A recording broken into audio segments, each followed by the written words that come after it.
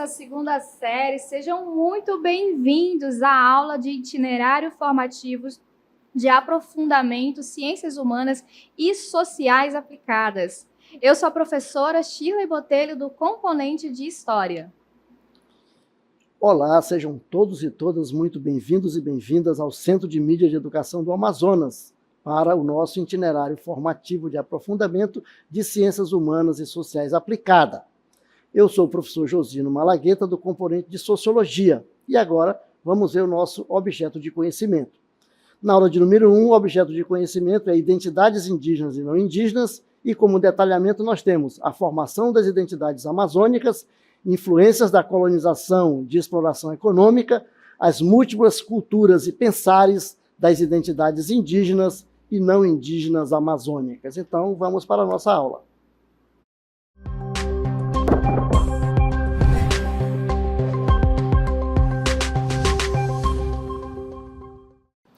Muito bem, então para a gente falar com vocês sobre essa diversidade de identidades que compõem a região amazônica, a gente trouxe aqui algumas imagens, de personagens que representam essas vozes. Nós temos aqui os indígenas, temos também os remanescentes de comunidades quilombolas, temos os ribeirinhos, a população urbana também, que compõe a capital, as cidades dos interiores do Amazonas. E, afinal de contas, professor, como é que a gente define uma identidade regional? Muito bem, é o que nós vamos fazer agora, Veja lá, a identidade regional refere-se ao conjunto de valores, características, tradições e práticas que confere um sentimento de autopertencimento e autopercepção a uma área geográfica específica que a torna única, que a faz diferente das outras. E é interessante isso, professor? Porque a gente percebe que não é só estar ocupando um lugar, estar habitando, você precisa se sentir pertencente à cultura, à língua, aos alimentos, enfim, esse sentimento de pertencimento, isso, Pertencimento, perfeito. Isto é, de autopercepção. Você se vê, Você se vê amazônida, você sai daqui dessa região, quando você está fora, você se sente um peixe fora d'água, porque você sente que a sua identidade é aí com a floresta, com o ribeirinho, com os rios, Então você faz parte desse conjunto todo. E continuando, diz o seguinte, a identidade de uma região é formada por fatores históricos, não é isso? Culturais, sociais e econômicos, que se entrelaçam para criar um senso de pertencimento entre os seus habitantes. Aquilo que nós vimos, aqui na região amazônica, todo esse conjunto de, como nós apresentamos aqui nesse painel, os indígenas, os remanescentes de comunidades quilombolas, os ribeirinhos, as sociedades urbanas, Então, todo esse conjunto de pessoas formam, então, aí a identidade amazônica. Isso, e aí a gente vai falar um pouquinho mais a respeito dessas identidades, da identidade amazônica, onde a identidade amazônica a gente entende como uma junção de mundos.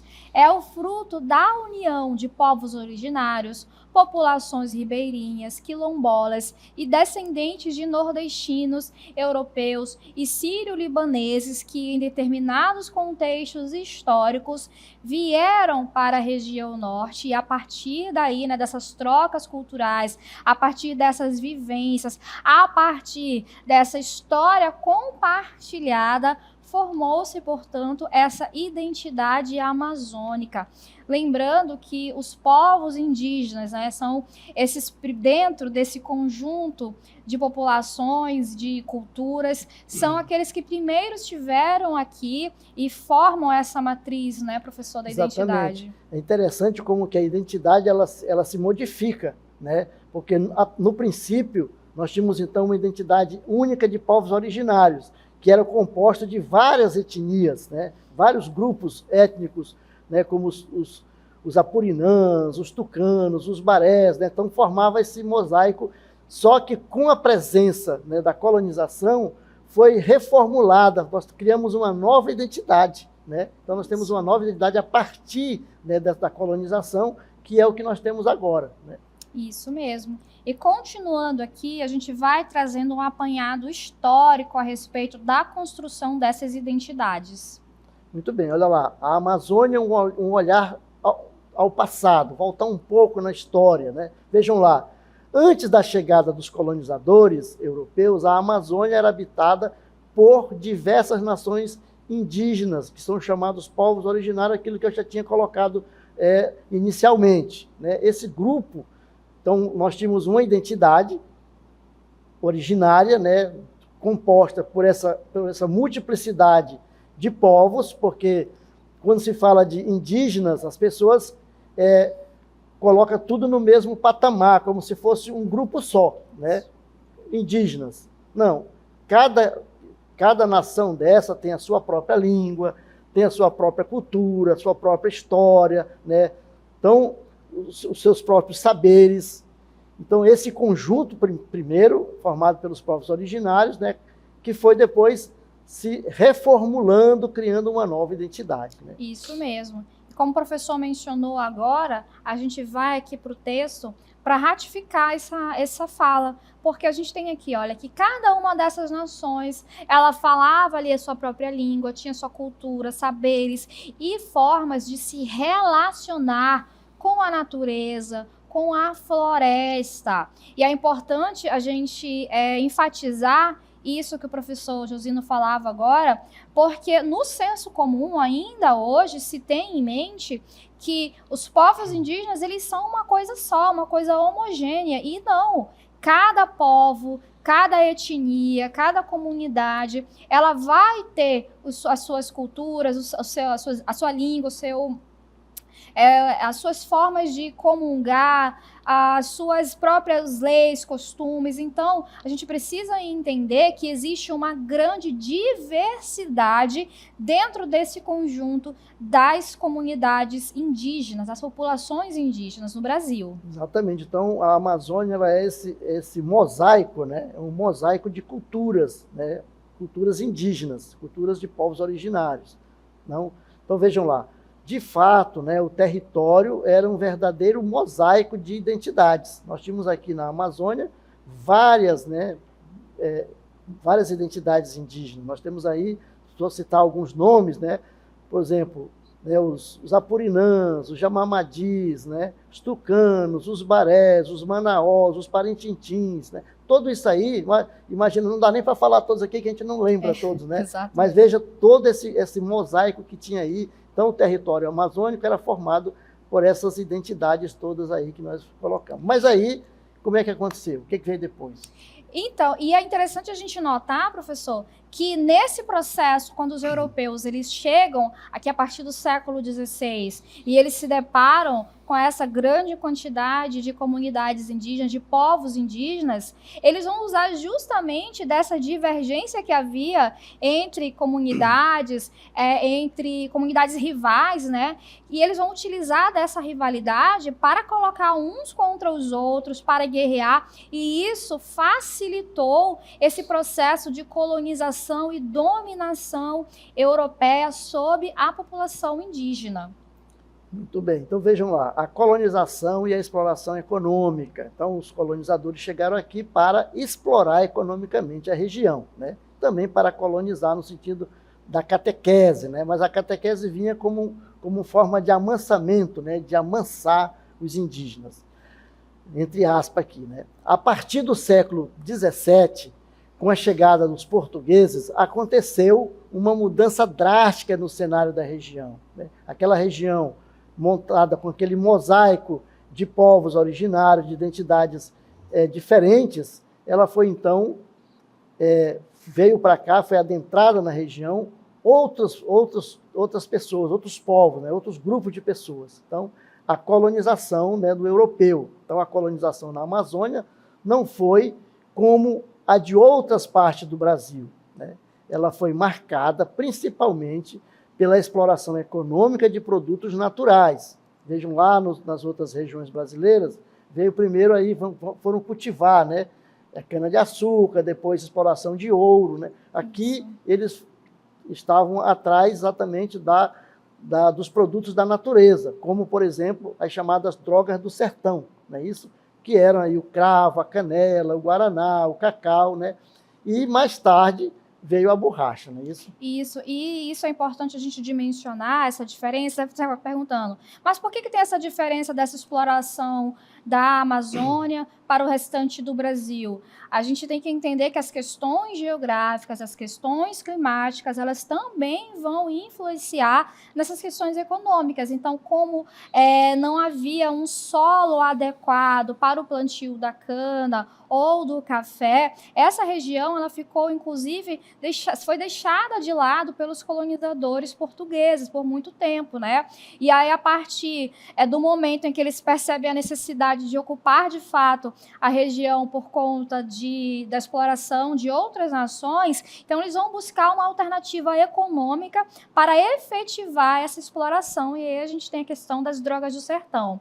E essa exploração, ela teve um impacto profundo na população local, porque ela vai alterar a dinâmica das sociedades indígenas que habitavam a região. Porque os colonizadores europeus, eles impuseram novas formas de trabalho, exploraram a mão de obra indígena e africana e trouxeram uma lógica de uso da terra totalmente diferente daquela entendida e utilizada pelos povos indígenas. Que lógica é essa? É a lógica de acumulação de riquezas. Os indígenas, eles mantinham uma relação diferente com a natureza. Então, os indígenas, eles trabalhavam, eles iam caçar ou pescar, ou iam colher seus frutos na medida em que eles iam se alimentar. Então, não havia uma lógica de acúmulo. E com os europeus, eles, dentro de um contexto mercantilista europeu, onde buscava-se a exploração econômica de determinada região da colônia em benefício da metrópole. Qual era a metrópole? Portugal, né? Portugal, isso. Então, vejam, esse processo de reformulação do modo de produção, né, vai levar com que esses europeus, portugueses, escravizem, né, os indígenas, vão pegar o indígena como mão de obra para a sua exploração, né, tanto na coleta das frutas, aí, né, das drogas do sertão, mas também como mão de obra aí no processo de locomoção, né? Ele serviu como motor, né? Como força motriz para fazer com que movesse aí as suas canoas, né? Rio acima, rio abaixo, nas suas coletas, aí, na sua exploração do território, né? Isso. É o que a gente observa justamente nessa imagem que estava aqui atrás, né, professor? Exatamente. Onde que num dos rios aqui do nosso Amazonas, a gente observa os indígenas trabalhando, remando, fazendo esse barco funcionar, e apenas poucos colonizadores ali controlando essas populações indígenas. Exatamente. E aí nós trazemos uma reflexão, né? A lógica da exploração econômica valoriza a natureza apenas por seu potencial de lucro. Como isso se coloca com uma visão de mundo de muitos povos indígenas que veem a natureza como parte de sua identidade e espiritualidade? Isso é um ponto muito importante para a gente refletir, né, professor? Porque são duas visões de mundo totalmente opostas. São formas de se relacionar à natureza, a esse território, de formas bastante distintas. E quando a gente observa que essa visão, ela colidiu, né, violentamente com a cosmologia dos povos originários. E aí você pergunta, professora, o que é essa cosmologia? A gente entende no campo filosófico, né, que a cosmologia é esse entendimento de origem de mundo, de visão de mundo, que ele destoa completamente do modo de vida, da visão de mundo que o europeu tem. E para a maioria das nações indígenas, essa relação com a terra, ela se baseia na territorialidade e no uso coletivo. Exatamente. Então, essa cosmovisão, ela tem a ideia do relacionamento. Como que nós nos relacionamos, né, com a natureza? Como é que nós nos relacionamos com o mundo? O que o mundo é para nós e o que nós somos para o mundo? Então, a visão, a cosmologia, a cosmovisão que os povos originários tinham do mundo, da floresta, da natureza, era uma. Aqui os europeus tinham, era outra, que era a de exploração, né, de acumulação de riqueza, enquanto a relação dos povos originários era uma relação de amor, né, de fraternal, como eles tinham a terra como mãe, né, como sua mãe. Então, quando você tem a terra como mãe, você faz o que com ela? Você cuida. Preserva, né? Preserva, né? Então, essa é a relação, uma relação diferente, uma relação de troca, né? Exatamente. E quando a gente compara isso, é bastante emblemático e como foi prejudicial para a natureza esse contato, nessa vinda do europeu, porque é uma relação predatória. O indígena não, ele vai ter conciliar suas práticas de modo a viver harmonicamente nesse território. Exatamente. Então, aí a questão da territorialidade, né? Não se trata de possuir o chão, né? Mas de pertencer àquele espaço. Veja que a diferença, né? Não de você possuir, mas de pertencer, ser parte dele, né? Então, o território engloba os rios, as trilhas, os espíritos, os ancestrais, né? Os recursos necessários para a reprodução da vida e da cultura da comunidade, né? O vínculo é um vínculo espiritual e social, não econômico. Então, essa é a grande diferença da relação que os povos originários tinham com o território, com a relação que os povos europeus, que na realidade aqui para nós, os portugueses, né? E também aí os franceses, né? E outros ali na região do Maranhão, que estão falando da Amazônia, né? Então, a parte do Maranhão também fica na Amazônia ali. Então, eles também tinham, né, outros povos que estavam aí querendo, os espanhóis, né, que na realidade, a princípio, né, esse território todo pertencia aos espanhóis, né, pelo Tratado de Tordesilhas, e que depois né, os portugueses foram adentrando aí e acabaram se apropriando de toda a região, né? Isso mesmo. E além disso, dessa territorialidade, havia a questão do uso coletivo. A floresta, ela é um bem comum, gerido e utilizado de forma sustentável para garantir o bem-estar de todos os membros do grupo, seguindo ciclos de plantio e caça que respeitam os limites do bioma. Então, observem como essa relação que os povos originários eles mantêm até os dias atuais com a natureza é uma relação que visa garantir o bem-estar de todos os membros. Então, ele se coloca não como alguém que está ali e é de fora, não, como agente externo, mas ele, de fato, pertence a esse território, né? E como o professor mencionou, como a gente mencionou agora, não é uma questão de posse, mas é uma relação, de fato, como se fosse assim, uma irmandade, né? De pertencimento. Exatamente. E aí, respeitando toda essa questão da sustentabilidade, diferentemente daquele uso predatório. Exatamente. Então, esses povos originários eles tinham com a floresta essa relação de troca, né, de pertencimento.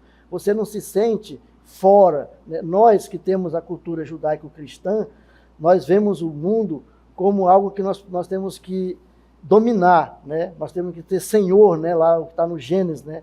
Dominai, crescer e multiplicar e dominar a terra. Então, essa visão de dominação, né, da terra. Já os povos originários, eles têm um relacionamento, não tem essa visão, né, de domínio, mas de troca, né, de apoio, de preservação, de pertencimento, de que eles são parte desse bioma, são parte do ambiente, não estão fora dele, como nós vemos de fora, né? Então a gente vê a terra como algo de cima para baixo, né, que a gente pode dominar, né, porque é essa cultura que nós herdamos, né? Isso. E aí a gente observa as múltiplas culturas e identidades, onde nós não podemos falar em identidades amazônicas no singular, mas no plural, né, professor? Porque o que temos é um encontro complexo entre diferentes grupos. E para falar dessas identidades, nós iniciamos aqui com as identidades indígenas. Muito bem. O que são as identidades indígenas, né? Essa identidade, mesmo com toda a violência e as imposições da colonização, os povos indígenas resistiram, né? Eles preservaram suas línguas, seus mitos, né, seus rituais e seus saberes sobre a floresta. Hoje, as identidades indígenas não são uma coisa só, né? Elas são diversas. Existem centenas de povos, como os Yanomamis, os Kayapós, né, os Guajajara, os Ticunas, os Barés, né, e muitos outros aí na nossa região. Cada um com sua singularidade, cada um com a sua identidade própria, né? Isso, a identidade indígena, ela está profundamente ligada à terra e à natureza. Eles não se veem como donos do território, mas como parte dele, numa relação de interdependência. E agora, nós vamos esmiuçar um pouquinho mais as identidades não indígenas. As identidades não indígenas. A colonização trouxe para a Amazônia uma mistura de pessoas, os colonizadores europeus, os africanos escravizados e, mais tarde, migrantes de outras regiões do Brasil e do mundo. Dessas misturas surgiram novas identidades. Isso, e dessas novas identidades, a gente traz aqui os caboclos e ribeirinhos, que são populações que vivem nas margens dos rios, e a sua identidade ela é uma fusão de influências indígenas, europeias e africanas. Eles desenvolveram um profundo conhecimento sobre os ciclos da natureza, a pesca e o manejo dos rios, criando assim uma cultura rica em lendas, artesanatos e modos de vida adaptados à floresta. Muito bem, então nós vamos falar o seguinte, que também nesse conjunto de entidades nós temos aí os chamados populações urbanas, aquelas que compõem cidades, como por exemplo as cidades como Manaus e Belém, né? A identidade nessas regiões, nessas cidades, é mais cosmopolita, é mais misturada, mas ainda assim carrega traços da cultura amazônica. Por exemplo, na culinária nós temos aí pratos como o açaí, o tacacá, né? O peixe assado, né? Temos também o folclore, como, por exemplo, a lenda do boto, né, os festivais populares, e são elementos que unem, né, a nossa população. Isso, e além dessas que nós já trouxemos, tem também os migrantes, né, que com o ciclo da borracha, que aconteceu ali no final do século XIX, juntamente com a abertura de estradas e a expansão da fronteira agrícola, muitas pessoas elas vieram de outras regiões, tanto do Brasil como de fora, para a Amazônia. E eles trouxeram as suas próprias culturas e, aos poucos, foram se adaptando e se misturando, contribuindo, assim, para aumentar ainda mais essa pluralidade cultural. Então, exatamente, a gente tem uma pluralidade cultural. Então, nós não podemos falar de uma identidade única, né, amazônica. Mas, então, nós perguntamos o seguinte, né? As identidades amazônicas, o que são? As identidades amazônicas não são únicas ou homogêneas. Elas são como um rio com muitos afluentes, né? São múltiplas, dinâmicas e estão em constante transformação e se forjaram a partir de alguns pontos que nós vamos colocar aqui. Vejam lá. Isso mesmo. Então, a gente tem aqui o primeiro ponto, né? A partir da herança indígena. E é muito legal essa ideia, professor, de como essas identidades, elas se compõem, elas se encontram, se complementam, como as afluentes do rio. E a gente trouxe justamente para vocês entenderem aqui o mapa dos rios, dos seus afluentes, para a gente observar como ocorre esse encontro, e isso nos permite trazer essa analogia para essa composição cultural na Amazônia. Exatamente. Então, aí, a herança indígena, né, o profundo conhecimento, eles vão contribuir com o profundo conhecimento da floresta e a relação de respeito com a natureza. É isso? Isso, a questão da herança europeia, né? O que a gente carrega aqui na nossa cultura dessa herança europeia? A gente vai ter a língua portuguesa, por muito tempo também a questão da religião, né? O catolicismo foi religião oficial no Brasil até ali o Império, e certas estruturas sociais e econômicas que foram fundadas, trazidas pelos europeus, trazida pelos portugueses. E quando a gente mencionou ali que os portugueses eles trouxeram dentro daquelas vozes que compõem a Amazônia, chegada dos missionários, eles tiveram um papel fundamental, além desse processo de catequização, que é o de civilização, porque para o português, para o europeu, os povos que habitavam a América, eles não tinham civilização, porque naquela visão eurocêntrica, os povos originários eles não possuíam a cultura europeia, os hábitos europeus, portanto, eles eram considerados pelos portugueses, pelos europeus, como incivilizados. Então, essa questão de trazer essa imposição cultural, ela também vai ser muito trabalhada pelos missionários jesuítas. Exatamente. Aí nós temos a herança africana, né? Nós temos então traços da religiosidade, ritmos musicais e culturais que são herança dos povos aí dos africanos escravizados, que também, apesar de ter pouco na Amazônia, mas teve a presença desses povos aqui na região, né? Isso.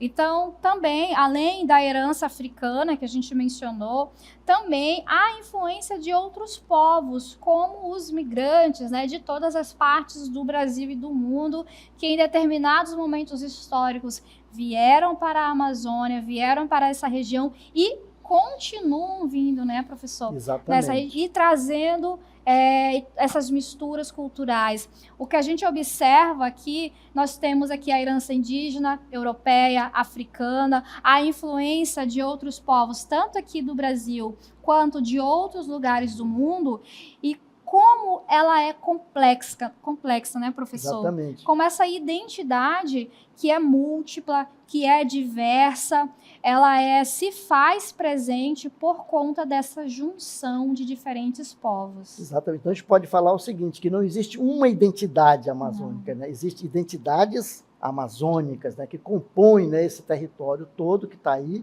né, e que a mistura, né, aí nesse caldeirão, né, da cultura forjou essas identidades que são as identidades amazônicas, que tem herança aí indígena, que tem herança europeia, aí na forma de construção, nos nossos nomes, né? Os nossos nomes que são nomes portugueses, né? Porque os portugueses obrigaram, né? O Pombal obrigou, né, que os indígenas tivessem nomes lusitanos, então João, Pedro, Manuel, etc., né? Então essa herança africana aí com toda essa musicalidade e a influência de outros povos, né? Os imigrantes que também tiveram aí tanto brasileiros, né, como estrangeiros, né? A princípio o estilo libanês e depois, mais recentemente, aí os japoneses e outros, né? E o mais bonito, professor, é que apesar dessa tentativa de apagamento histórico e cultural, ainda resiste muito presente, muito forte aqui na nossa região, não somente essa imposição europeia, mas todo esse arcabouço cultural que compõe aqui as identidades amazônicas. E assim, o que eu acho interessante é que, nos últimos anos, eu acho que nós estamos resgatando, né, e valorizando essa identidade e não tendo vergonha dela. Eu acho que isso é mais importante, né, que a gente está resgatando essa nossa identidade, as nossas identidades amazônicas e tendo orgulho de ser amazônicas, né? Ressignificando isso, que é muito importante, exatamente, né, professor? Então, a gente finaliza, assim, a nossa aula. Muito obrigada pela presença de todos. É isso aí.